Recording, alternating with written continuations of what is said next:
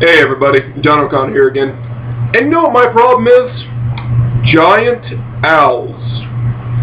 Now, if you have yourself a monster manual of the 3.5 variety, you can go to page 205, find the entry for giant owl, and it's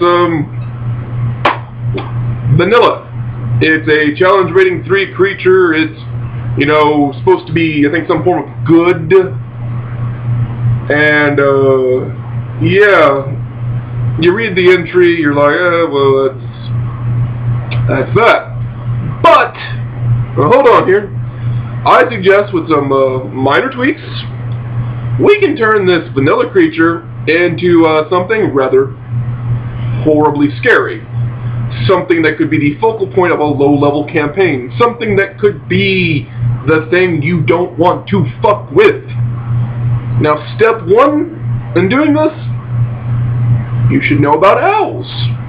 Now, a fun fact that you should know about owls is they swallow their prey, digest what they can, and bones, hair, and all that stuff, they don't digest that. They don't poop that out. No. They regurgitate pellets. Now, if you take an average size owl, and, you know, eating field mice and, you know, kittens, small lizards, things like that, that's not really that big of a deal. I mean, it's just, okay, well, we swallowed it whole, and we found the pellet later. Not a big issue. But this is a large owl! This isn't a medium-sized owl, this isn't a small barn owl, no. This is a large creature. If you're playing D&D correctly, you should be a medium creature. So what does that mean? That means that if you're unprepared, that means if you go in headstrong, you very well could be found as a pellet, where all that's found on you are your adventuring items, your bones, and some follicles of hair. I think that would be really disturbing to walk in on. You look at it, you're like, well, that was Dave, the barbarian. That is, nope, closing the door, going back to the village. Did you find the giant owl? No. Wasn't home. Wasn't there. Gonna leave town now. But none of that's covered in here. The facts of the natural creature aren't covered in here. I know that it's a book, I know it's just a game, I know that I shouldn't get this worked up about it, but for God fucking sakes, the common house cat can kill a commoner in this setting. Read your mechanics. No! Can kill the commoner. So, why is this creature so sucky? Well, let's go over a couple things. Challenge rating 3. Well, you know, something that can eat you whole and then regurgitate you should be a little scarier. So, I'm not going to tweak the mechanics, but I'm just saying, you know, from a logical standpoint, I would have made this a level 5 challenge rating or something. So, you know, your characters can build up to fighting this. This isn't something they fight, you know, the second or third time out of the gate, which, the way this is designed, that's what it's there for. Special qualities, super low light vision. Okay, owls would have that. They should also have swallow whole or some variant of it. Again, this is a creature that is going to regurgitate you into a pellet. Your tendons, your muscle, your fat, your flesh, poop. Your metal weapons, your magic items, your glass, your bones, your hair. That's how your adventuring party is going to find you. But, nope, not covered here. No. They really just dropped the ball here. It has a carrying capacity, which, you know,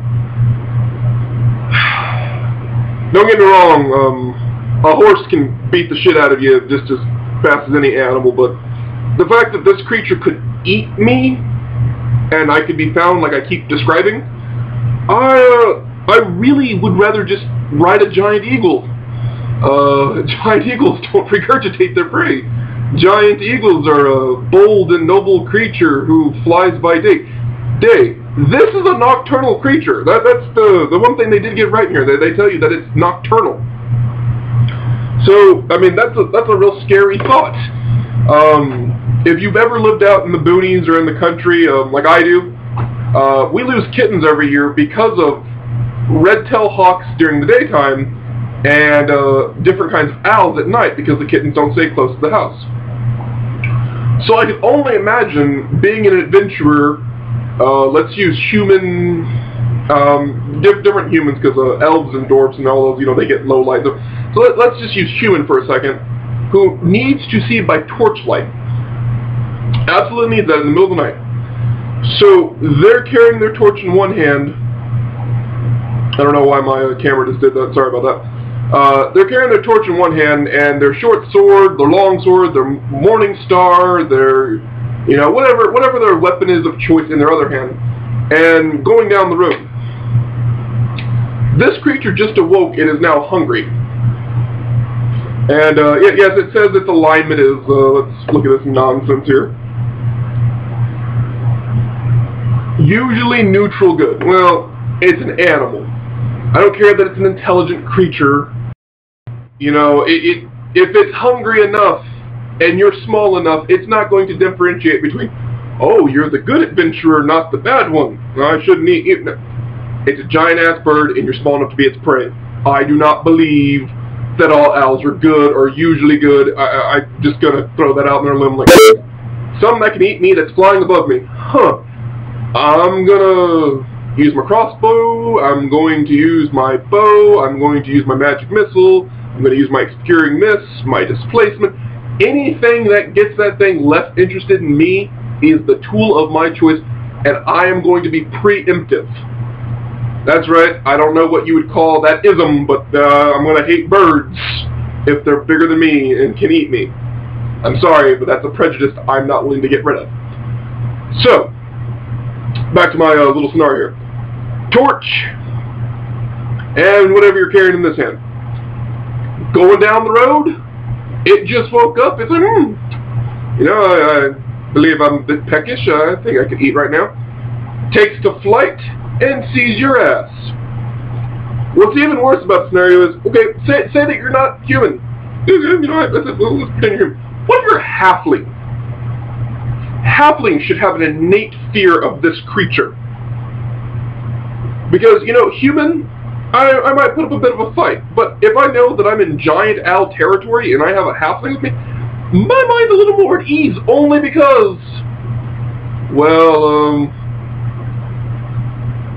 Glimble back there is a smaller challenge.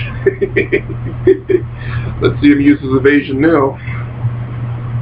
Not to mention he doesn't wear shoes, and I'm in my my Jordans, so I think I got to run and start.